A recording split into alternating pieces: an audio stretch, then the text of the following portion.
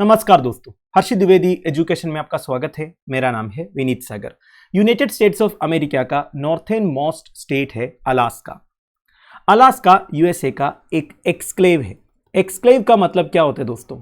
ऐसा रीजन जो एक कंट्री का पार्ट रहेगा बट उस कंट्री के साथ बॉर्डर शेयर नहीं करेंगे। तो जैसे कि आप इस मैप में देख सकते हैं दोस्तों, अलास्का जो यूएसए का लार्जेस्ट स्टेट है इन टर्म्स ऑफ एरिया, वो यूएसए के साथ बॉर्डर शेयर नहीं कर रहा है बट यूएसए का पार्ट है। One of the 50 states in USA है अलास्का। वैसे अलास्का रशिया से काफ़ी पास में लोकेटेड है दोस्तों।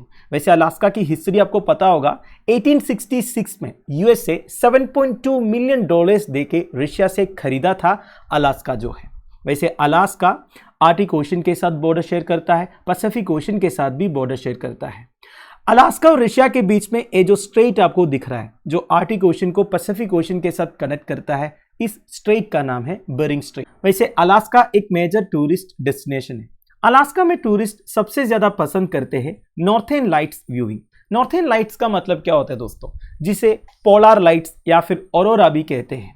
दे आर बेसिकली ये natural light display in the earth sky predominantly seen in the high latitude regions. तो अर्थ का हाई लैटिट्यूड रीजन्स जैसे कि आर्टिक रीजन, अंटार्कटिक रीजन, उधर का स्काई में जो नेचुरल लाइट डिस्प्ले आपको दिखाई देगा ना दोस्तों, जैसे कि आप इस फोटोज में देख सकते हैं, इसे आप पोलर लाइट्स या नॉर्थर्न लाइट्स बोल सकते हैं। काफी खूबसूरत नजरिया है दोस्तों। तो यही देखने के लिए टूरिस्ट अलास्का पहुंचते हैं। तो ये नॉर्थर्न लाइट्स होता कैसे है? They are the result of disturbances in the magnetosphere caused by the solar wind. देखिए, सन का सरफेस टेम्परेचर क्या है आप सबको मालूम होगा, करीब 6000 डिग्री सेल्सियस है। तो सन का सरफेस में से काफी सारे चार्ज पार्टिकल्स रिलीज होते हैं। आपने solar winds, solar storms, coronal mass ejection, ये सब के बारे में सुना होगा। ये जो चार्ज्ड पार्टिकल्स है या फिर सन के सरफेस में से जो high flash of light release होता है, ये अर्थ तक पहुंचेगा तो हमारे लिए ठीक नहीं होगा। तो अर्थ को इन सोलर विंड से या फिर कोरोनल मास इजेक्शन से बचाने के लिए अर्थ का एक मैग्नेटोस्फीयर काम करता है। तो ये जो मैग्नेटोस्फीयर है एक शील्ड की तरह काम करता है अर्थ को कोरोनल मास इजेक्शन से या फिर सोलर स्टॉर्म से बचाने के लिए।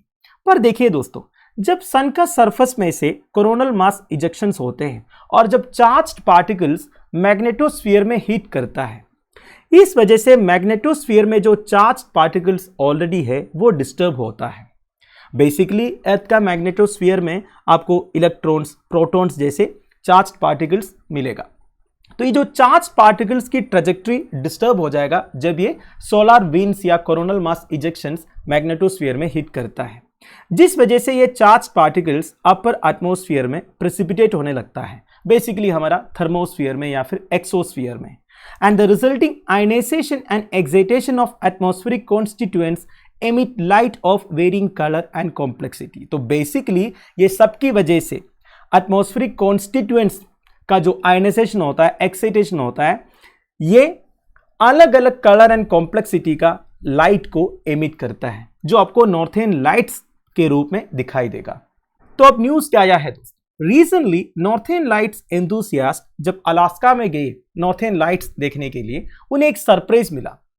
उन्हें आसमान में एक लाइट ब्लू स्पाइरल देखने को मिला जो एक गैलेक्सी को रिजेंबल करते हैं, जैसे कि आप इस फोटो में देख सकते हैं। ये क्या है?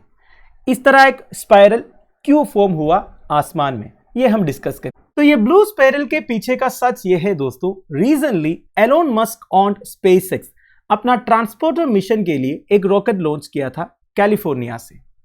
अब ये रॉकेट में एक्सेस फ्यूल था। देखिए होता क्या है ना, कभी कभी एक्सेस फ्यूल को रॉकेट जेटिसन करते हैं। जेटिसन करने का मतलब है दोस्तों एक्सेस फ्यूल को बाहर छोड़ देना। ये जो जेटिसन वाला प्रोसेस है ये एयरक्राफ्ट भी करते हैं। कभी कभी अगर एयरक्राफ्ट में कोई फायर आ गया या फिर कोई भी इमरजेंसी आ गया तो वेट रिड्यूस करने के लिए एयरक्राफ्ट फ्यूल बाहर छोड़ देते हैं। उसके लिए एयरक्राफ्ट में एक जेटिसन पाइप भी रहते हैं जिसके थ्रू फ्यूल जो है बाहर जाएगा।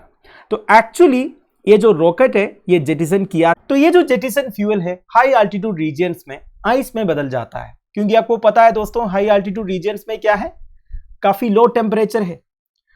अगर उस हाई अल्टीट्यूड रीजन में थोड़ा बहुत सनलाइट अवेलेबल है और अगर आप नीचे धरती पर अंधेरा में खड़ा हो तो जब आप ऊपर की तरफ देखोगे आपको एक क्लाउड दिखाई देगा, एक बहुत बड़ा क्लाउड दिखाई देगा और वो क्लाउड का जो स्ट्रक्चर कभी कभी इसी तरह स्पाइरल आपको दिखाई देगा।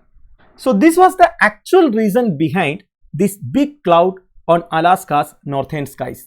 सो आई होप आपको वीडियो इंफॉर्मेटिव लगा होगा। Thank you for watching. Bye bye, have a nice day.